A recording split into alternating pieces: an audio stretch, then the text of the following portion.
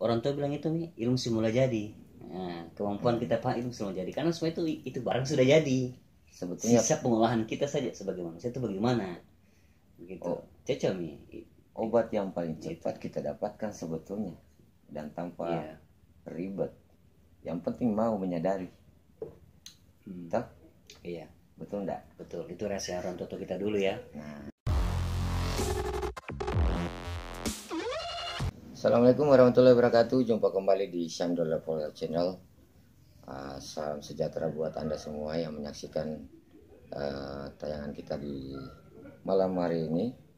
Kali ini kita ngopi bareng lagi kembali ya bro, bersama Bang Aco di samping saya. Salam ngopi, salam sehat sejahtera selalu. Amin.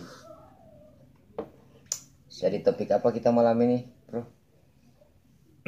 Itu topik yang biasanya orang membahas kesehari-harian, mungkin masalah apa ya, masalah istilahnya sejatinya manusia sebenarnya kita itu seperti apa. Kita ini tidak mengerti mana yang baik, mungkin mana yang buruk, bahkan berlebih, bahkan kurang dalam sisi kehidupan kita, sehingga kita bisa mengambil kesimpulan bahwa terkadang manusia itu lupa tentang hal pada dirinya sendiri.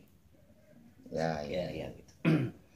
lupa pada hal-hal yang ada dalam dirinya sendiri. Contohnya Sudah misalnya penyakit. Diberikan penyakit sebenarnya orang mengeluh ya. Ada yang mengatakan itu ujian, Ya, ada yang mengatakan itu hukuman. Tapi bagaimana menurutmu? iya semua itu sama. Cuma yang saya katakan dilupakan itu bahwa sebenarnya ketika kita diberi ujian penyakit, kita harus bersyukur. Itu mestinya sih. Contoh misalnya kita dikasih sakit paru-paru misalnya, ya kita harus melihat ke bawah. Jangan sampai ada penyakit orang lain yang lebih parah dari itu. Mungkin putung kakinya, kita masih ada kaki. Tapi yang kita hanya kena stroke, tapi yang tidak kakinya, tidak tangannya kasihan. Artinya sedikit melihat ke bawah bahwa ya bersyukur saja. Mungkin dengan ujian sakit itu kita bisa introspeksi diri, dan dalam agama disebutkan mungkin sebagai penggugur dosa-dosa kecil. Sembari kita selalu berusaha yang terbaik. Kalau menurut saya mengartikan penyakit itu ya, itulah makanya kenapa saya kadang-kadang malu kalau ditahu bahwa saya sakit. Jujur saja nih ya bro, kenapa saya kadang-kadang malu ditahu kalau saya sakit? Karena bagi seseorang yang sudah mengenal tentang ciri-ciri kenapa seseorang itu sakit, dia tahu asal usulnya kenapa penyakit itu datang. Contohnya ketika orang sakit kepala, kenapa sakit kepala itu datang? Orang yang mengetahui asal usul penyakit itu sudah bisa membaca, oh seseorang ini yang sakit ini sebelumnya dia begini, makanya dia sakit kepala. Contoh lagi, kenapa dia sesak napas? Iya. Sesak napas itu berkaitan dengan apa ya? Keinginan. Toh? Keinginan yang tidak tersampaikan. Iya. Atau rasa sesal yang dipendam. Makanya coba kita pembuktian saja ya bagi saudara-saudara yang pernah sesak napas. Apakah seperti itu? Sesak napas ya, sesak napas. Apalagi stroke. Stroke. Kenapa orang sakit stroke? Asal usul sakit stroke itu bagaimana? Apakah orang yang kena stroke itu orangnya emosian? Bisa jadi, berapa persen? Hampir semua saya lihat begitu. Darah tinggi. Sebelumnya, darah tinggi, emosian. Terus faktor makanan mungkin juga bisa. Berlebihan. Terus ketika orang kena penyakit, apakah itu sudah termasuk dengan ujian atau hukuman? Ini tanda tanya yang istilahnya buat kita merenung diri sendiri lah kayak gitu ya, bukan untuk membuka bagaimana tapi sebagai bahan renungan. Kenapa kita sakit? Bahwa berarti seumpama ketika kita berjalan pun di jalan kaki tersandung, biasanya kita pakai untuk merenungi diri. Oh, mungkin saya salah langkah, atau mungkin saya terlalu buru-buru, atau mungkin perasaanku belum bagus sebelum melangkah sehingga saya ditegur sama alam. Kayak gitu. Ya, boleh ya. Bagaimana? Saya mau tarik sedikit ucapan saudaraku tadi ya mengenai ujian dengan hukuman. Ya. Kita ujian itu ada juga pada diri kita, hukuman juga ada pada diri kita. Yang dikatakan sebenarnya, kalau mungkin ya teman-teman ya, kalau bisa dibantu nanti ya di kolom komentar, misalnya kalau misalnya ujian ada pada diri manusia, itu penyebabnya apa, asbabnya apa. Terus kalau ada hukuman pada manusia, itu juga apa sebabnya, dan kenapa dikatakan hukuman dan kenapa dikatakan ujian, gitu. Pola pikir ya, sudut pandang ya. Kenapa dikatakan ujian, kenapa dikatakan hukuman. Oke lah, satu jenis penyakit misalnya, itu bisa dikatakan satu ujian, itu pun juga bisa dikatakan satu hukuman, tergantung bagaimana kita memikirkan dari sudut pandang mana. Bagaimana ya. Apakah memang bisa seperti itu? Bisa ya. Dan mungkin saya tambahkan, kalau makanya itu Allah mengatakan dalam banyak ayatnya, dikatakan bahwa memang ada seseorang yang diberi hukuman karena penyakit itu, dan ada juga yang diberikan hukuman diberikan ujian itu karena penyakit itu. Kalau ujian, dikatakan ujian, misalnya ujian itu berarti kesalahan pada diri manusia. Yang kita bilang tadi, mungkin stroke, mungkin karena makanan berlebih, banyak stres, banyak pikiran dan emosi. Jadi dan stroke itu ujian. Tapi kan kalau kita secara umum di sekolahan, manakala ujian kamu telah lulus, apa jawabannya? Maka introspeksi diri kamu kembali supaya jangan begitu lagi di belakang. Nah, terus dalam agama kenapa dikatakan hukuman? Hukuman itu mungkin kita patut bersyukur dengan adanya ujian yang diberikan ini. Mungkin saya ikhlas karena Allah, mungkin sebagai penggugur dosa-dosa kecil, supaya nanti ke depannya saya berbuat baik pada orang, supaya mungkin saya beritahukan, nak jangan begini lagi karena bapak pernah begini, jangan lagi saudaraku begini karena saya salah seperti ini. Itu bentuk-bentuk supaya kebaikan-kebaikan diberikan supaya sebagai pengganti yang kita pernah alami gitu, untuk kebaikan-kebaikan orang. Seperti ya begitulah, seperti adanya mungkin. Ya gitu. Ya juga sih, sebetulnya memang kita segala sesuatu yang terjadi pada diri kita yang mungkin berkaitan dengan diri kita, salah satu contohnya kita bahas di sini adalah penyakit. Penyakit bisa dikatakan ujian, bisa pun juga dikatakan hukuman. Kenapa dikatakan ujian? Karena memang betul-betul menguji keimanan kita. Kadang kita depresi dan kayak kita mau berteriak, tapi apa? Gara-gara penyakit ini tidak kunjung sembuh.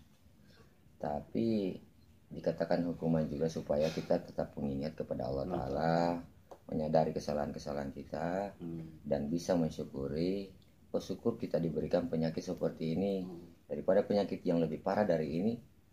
Walau alam, apakah kita bisa menerimanya atau tidak, kita sanggup menerimanya atau tidak. Manusia yang paling hebat yang menerima penyakit yang paling hebat di muka bumi ini, Rasulullah Nabi Ayub alaihissalam. Luar biasa, sampai dia kehilangan segalanya. Awalnya dia orang berada, padahal dia segalanya punya. Kaya juga pada masa itu, kaya, punya istri yang paling setia pun, anak-anak cucu banyak ya ketika itu, punya istana megah, bersedia merawatnya sampai dia sakit pun tetap dia merawatnya. Itu pun juga tetap tak mampu menyaingi kesabarannya Nabi Ayub. Itu memang sebuah histori cerita yang ditanamkan ya di dalam Al-Quran. Itu luar biasa ya, seorang nabi memang ujian sangat berat. Bahkan bukan cuma itu ya, diberikan penyakit itu tidak tanggung-tanggung ya Allah uji. Itu seluruhnya, badan semuanya hancur, hanya satu yang tidak ibaratnya diberikan sakit kepada Nabi Ayub. Dan itu yang diizinkan. Seorang nabi kan makbul doanya.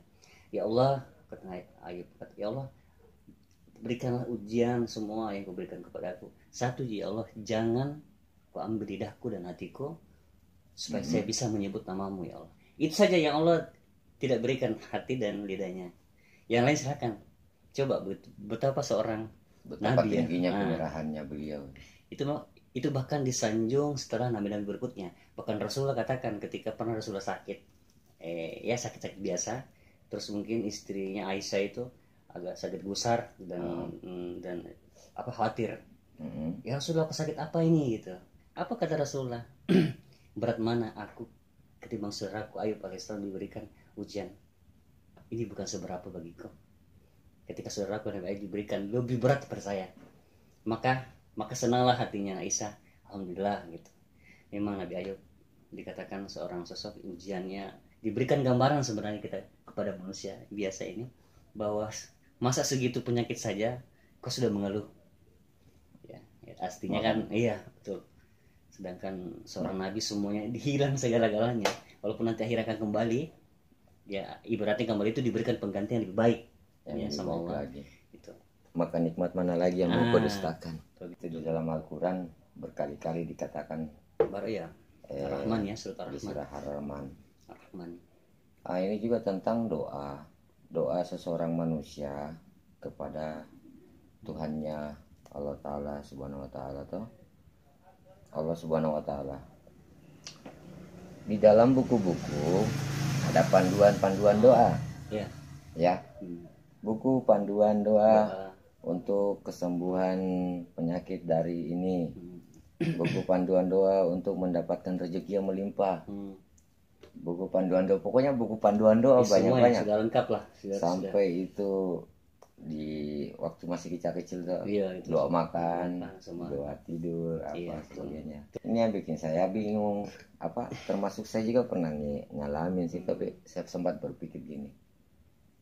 Ini kan doa yang mengingatkan hati kita untuk vertikal kepada pencipta. Sedangkan kita kapan saja bisa berbicara kepada Allah, bisa curhat kepada Allah. Kenapa tidak curhat saja langsung ya. Tidak memakai doa yang sudah dipatenkan dari orang-orang sebelumnya. Itu kan hanya contoh. Bisa mungkin kan Allah menguasai semua bahasa. Bahkan bahasa mata pun dia kuasai Allah. Dia tahu kok. Berarti dia mah segalanya. Bahasa batin segalanya di dalam hati saja. Di segala-galanya ibaratnya. Dan memang doa untuk menghilangkan rasa haus, pemirsa. Apa? Minum. Bismillahirrahmanirrahim. Minumi? Bismillahirrahmanirrahim kan atas nama atau menyambut nama Allah yang Maha Pengasih lagi Maha Penyayang. Tuh. Tapi itu bukan doa, pengakuan. Iya. Ya kan? Iya. Pengakuan. Tapi kalau doa, permintaan kan? Dan ya itu tadi nikmat tadi ya, nikmat yang telah diberikan oleh Allah itu dalam kehidupan kan segalanya manusia diberikan. Bisa manusia itu mengolah dari perspektif mungkin kita beragama Islam jelas semua ada tata cara ya. Kalau doa-doa itu yang dipertanyakan tadi misalnya selama doa itu ada di hadis di Al-Quran itu sah 100% dan itu Allah sudah paham dan tahu maksudnya apa. Cuma kan kita sebagai manusia itu diperintahkan dimanapun di saat apapun kita selalu menyebut nama Allah. Mungkin menyebut nama Allah mungkin dengan zikir, dengan doa yang ada di sunnah atau cukup dengan basmalah.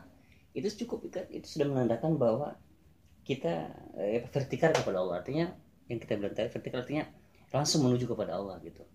Dan Allah paham maksudnya. Kalau saya lebih tepatnya mengingat. Bukan ingat dimanapun. Kalau menyebut kadang-kadang Bismillahirrahmanirrahim, tapi pikiran kita dan hati kita mengarah kemana-mana. Bukan vertikal kepada Allah. Tapi ingatan itu bisa berupa ekspresi kata, bisa ekspresi hati, ekspresi tubuh, namun sebagainya kan? Itu betul. Tapi namun kan diingatkan, dicatatkan di banyak hal bahwa memang kalau itu niatkan dalam hati, niat itu membutuhkan pembuktian yang kita bilang tadi. Pembuktian berarti ekspresi dan ucapan, pembuktian lidah. Jadi segalanya jadi lahir dan batin lengkap gitu. Betul. Ya, pembuktian itu sudah ada semua panduan saya. Yang sunnah juga sudah. tahu dan dipahami lah. Itu pun dengan ucapan cukup Bismillah itu luar biasa ya, kandungannya itu luar biasa. Cukup kalau memang tidak usah mau panjang-panjang, misalnya cukup Bismillah, hal yang kita lakukan pertama Bismillah, dan setelah melakukan Alhamdulillah, itu cukup sekali, itu bahkan cukup. Yang lain kan mungkin banyak ekspresi kita, mungkin melihat ibadah, sholat, berdoa langsung, itu banyak, mungkin ada permintaan lebih berat mungkin, mungkin langsung kepada Allah berdoa langsung, apa apa. Itu memang sudah pandangan kita sebagai manusia, dan memang diajarkan oleh Nabi kita Muhammad SAW. Ya itulah contoh-contoh yang untuk dijadikan teladan, panduan buat kita pakai dalam hidup. Terkait dengan masalah penyakit, gimana caranya bisa sembuh dari penyakit? Istilahnya kita mencari solusi dari penyakit yang sudah ada. Iya. Datangnya penyakit itu lewat apa? Itu harus kita cari, harus kita gali, harus kita sadari datangnya dari apa. Ya semuanya berkaitan dengan apa yang kita lakukan. Contohnya kita malas makan, ujung-ujungnya penyakitnya lambung. Berarti ketika kita sudah mengetahui kita penyakit lambung, kita selalu merenungi, kenapa saya penyakit lambung? Mungkin karena saya malas makan. Ya sudahlah, makan, jaga makanan, pikiran juga. Jaga pikiran, jangan baper, jangan bawa perasaan terus. Perasaan, karena kenapa? Ketika kau tidak peduli dengan hal itu, kau akan mendapatkan penyakit. Terus yang kedua, nafas diusahakan disadari dan dinikmati. Dalam satu hari ini kita menyadari kenikmatan nafas yang luar biasa indahnya itu berapa kali, bro? Jarang kan? Saya saja begitu. Saya akui. Dan ini saya ngatakan begini bukan hanya untuk siapa-siapa, tapi untuk kembali pada diriku sendiri kan. Kita mengingat nafas, kenikmatannya nafas itu pun kita banyak hal yang betul. Ya, dan itu obat paling manjur loh. Luar biasa. Coba saja pembuktian ya. Ketika capek, sakit, sesak, perbaiki nafas. Atur nafas. Keluarkan semuanya nafas, baru tarik pelan-pelan, resapi, nikmati. Semua akan lega. Setelah itu tahan, baru lepaskan kembali, pelan-pelan, resapi, nikmati, sampai rasa sekujur tubuh. Iya, kayak betul. Saya ngomong tentang istilah pengaturan napas saja kita kaji.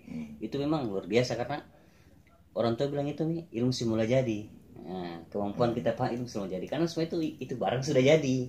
Sebetulnya sisa pengolahan kita saja sebagai manusia itu bagaimana? Begitu. Cocok nih. Obat yang paling cepat kita dapatkan sebetulnya dan tanpa ribet. Yang penting mau menyadari. Iya. Betul enggak? Betul. Itu rahasia orang tua kita dulu ya. Nah, terus selanjutnya lagi bagaimana gerakan kita? Gerakan kita bisa mendukung kesembuhannya kita loh. Oke lah, sekarang saya pecandu kopi memang. Banyak minum kopi memang sehari-hari, tapi gerakannya saya jaga supaya pengeluaran racun-racun dalam tubuh lewat keringat, lewat pembuangan dan sebagainya itu tetap lancar. Makanya racun di sini tidak bertahan di dalam tubuh menjadi suatu penyakit. Termasuk rokok, bagian tidak